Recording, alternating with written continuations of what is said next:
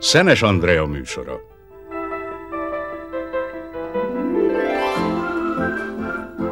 Ismerőseink, politikusok, közéleti személyiségek. Úgy, ahogy máskor nem. Egy kicsit közelebbről. Magyarország beszélget. Szenes Andreával. Adrian Severin talán első hallásra nem tűnik ismerősnek ez a névnek, de a történelem megteremtette számára a lehetőségét annak, hogy 42 évesen külügyminiszterévé váljon az első olyan román kormánynak, amelynek magyar tagjai is vannak. Továbbá jogász, aki dolgozott az Iliescu kormányban is, mint Petre román miniszterelnök jobb keze. Azon kívül, hogy Románia modernizálásának és Európába való integrációjának szenteli az életét, szeret sakkozni és imádja Mozartot. De ami mindennél fontosabb lehetett nekünk Magyarországon, hogy romániai születésüként kiáll az emberi és a kisebbségi jogokért. Üdvözlöm Önt itt a stúdióban. Örülök, hogy itt lehetek Önnel. Ön bukaresti születésű politikusként, aki még csak nem is beszél magyarul, nem Erdélyből, a magyar lakta területekről származik, behatóan foglalkozik a kisebbségi kérdésekkel. Ön volt az, aki Strasbourgban támogatta a kisebbségek jogairól szóló 1201-es javaslatot. Mindezt tette annak ellenére, hogy rengeteg támadás ért el miatt. Mi nők szeretjük tudni a személyes indítékokat, mi motiválta, hogy a kisebbségi kérdéssel foglalkozzon. Well, you couldn't feel it on your own skin. Well, I think I think that each of us are in a position sometimes to be part of a minority, because there are not only national minorities, ethnic minorities, there are all kind of minorities. For the last 4 years, I have experienced a political minority, which means to be in the opposition. There are religious or linguistic minorities. There are sexual minorities. Well, there are many minorities within a corporation. You have the minority of the shareholders. So there are many minorities, and I think that democracy is also a possibility or an obligation to protect minorities. This might look a little bit strange, because the basic rule, maybe the golden rule of democracy, is the rule of the majoritarian vote. But while respecting the decision of majority, we should always take care of minorities. So in the future era, on the other hand, will be many of us minoritarians. So that's why I think we have to take care from the very beginning, when we are thinking to build the European house, common house of Europe, we should take care of minorities. This is a sign of the respect of diversity. Respect of diversity, to my mind, a másság tisztelete az én elképzelésem szerint mindennél fontosabb. Én nagyon szeretem ezt az a különbözőségtiszteletet. Ezért mindig felléptem a kisebbségek jogainak védelmében, és támogattam azt a politikát, amelyik előtérbe helyezte a kisebbségek védelmét. Those policies which are dealing with the protection of minorities. Hadd firtassam mindig tovább, hogy volt-e valamilyen személyes indítatása annak, hogy így gondolkozik, vagy ez csak egy modern, észszerű filozófia az ön részéről? I think that Egyetértek Önnel. in a way, Minden ilyen kiállás mögött személyes okok can say that we have personal reasons to do this, provided we realize that we have this kind of reasons. Well, on the other hand, my parents were born in Bukovina, northern Bukovina, in some territories which are not anymore belonging to Romania. And, you know, I had the feeling of somebody who was obliged to emigrate in his own country. So,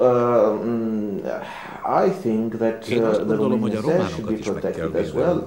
We feel responsibility for protection of all Romanians in the world. Of course, all Romanians should be loyal to their countries, I mean the countries whose nationalities, whose citizenship they are bearing. But at the same time, I think that they should be able to protect their own identity, to preserve their own identity. And their mother country should help them in this respect. So, well, I don't think you need a personal reason for them. bármikor egyszer csak valamilyen szempontból kisebbségben találhatja we might find ourselves always as minoritarian. So this is nice to have a diversified society, to have the feeling that you are different as compared to the others, but at the same time to feel yourself equal to the others. This is something very interesting, which is and very pleasant. At the same time, which is something else than collectivism and something else than individualism. So we should build such a society, I think. And how did you get anyway into hogyan lett ön egyáltalán politikus?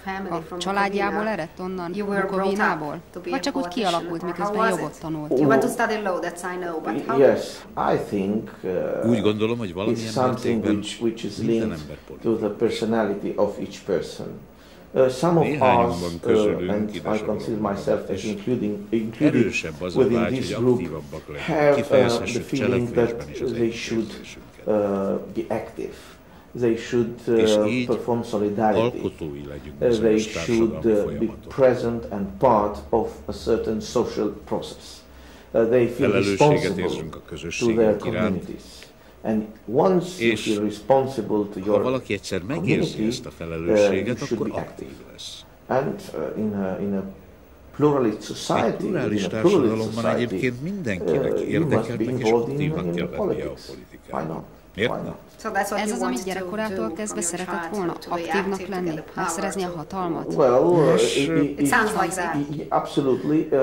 I think that if you have a belief, if you believe in something, you should transform this very philosophical or theoretical project into a practical project. And you cannot make ez a cselekvő aktivitás vált igazi practical things, but through a real political approach. Maradjunk még a kisebbségeknél. Ugye a magyarok a kisebbség része Romániában.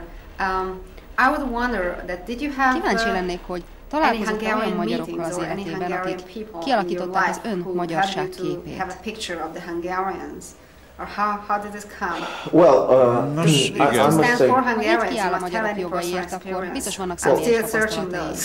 I must say that probably by chance, from my childhood, and during my childhood, I lived within, to say so, a multi-ethnical environment. Some of my very best friends from my childhood were of Hungarian origin. I have many friends also of a Jewish origin and of German origin. Ezért soha nem úgy gondolkoztam, hogy a származása miatt előnyben vagy hátrányban részesítenék. Lived from my childhood or during my childhood, and that's why I never thought that we must have privileges on the basis of our ethnical origin. I thought always that we are different. Of course, I realize that we are different. But I also realize that we can be friends and we can solve many problems together.